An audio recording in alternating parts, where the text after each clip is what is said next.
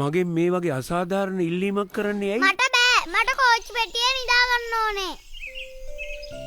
එහෙනම් ඊට පස්සේ කොළඹ සිම්බ බෑ හරිද?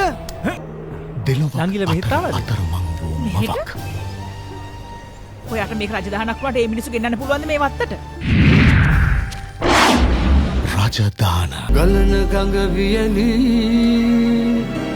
පිපාසිත වූ දිවි මගේ එකම එක දිය බිඳක් ප්‍රියකුණා මාවතේ.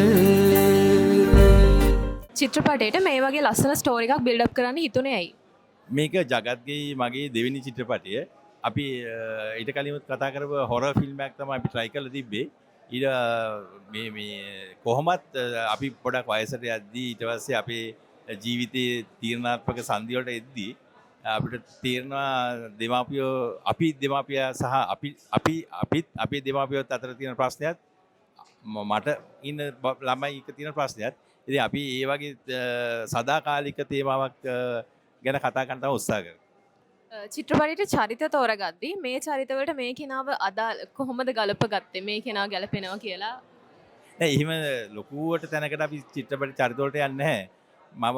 මට මම වැඩ කරලා තියෙන ටෙලිනාට්‍ය මම මාල්නි පොන්සේකත් එක්ක දෝනි වැඩ කරලා තියෙන කොට දැකලා ඇති. ඊට පස්සේ මගේ කුරුළු පියාටු කියලා පොඩි ළමයි එක්ක වැඩ කරලා තියෙනවා. ඊට පස්සේ මම මීට කලින් කරලා තියෙන ඌව පළාත් සභාවට ළමා අපචාරක. ඊට පස්සේ ඒකෙදී තිබ්බ තීරණාත්මක දේවල් තියෙනවා මේ කොච්චර දූෂණයට ලක් වෙනවද? එහෙම කාරණාත් එක්ක බලපුවම අපි පොදු ජනතාව කියන්නේ නළු නිළියෝට වඩා ජනතාවට යථාර්ථවාදී චිත්‍රපටයක් කරන්න තමයි උත්සාහ කරන්නේ. එතකොට සාමාන්‍ය විශාල ජනප්‍රියත්වයක් තියෙන තාරකාවක් එක්ක වැඩ කරා නම් මම හිතනවා මේක සාර්ථක වෙන්නේ නැහැ කියලා. අපි චිත්‍රපටය ගැන සමාජයට මොකක් හරි පණිවිඩයක් දුන්නොත් නෑ ඇත්තටම අපි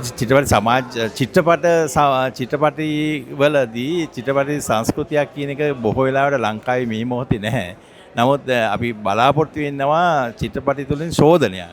ශෝධනයක් කියන්නේ මිනිස්සුන්ගේ මානසික තත්ත්වය ඉහළට එසවීමක්. මම හිතනවා එච්චර තමයි අධ්‍යක්ෂකවරයෙක් උත්සාහ කරන්නේ.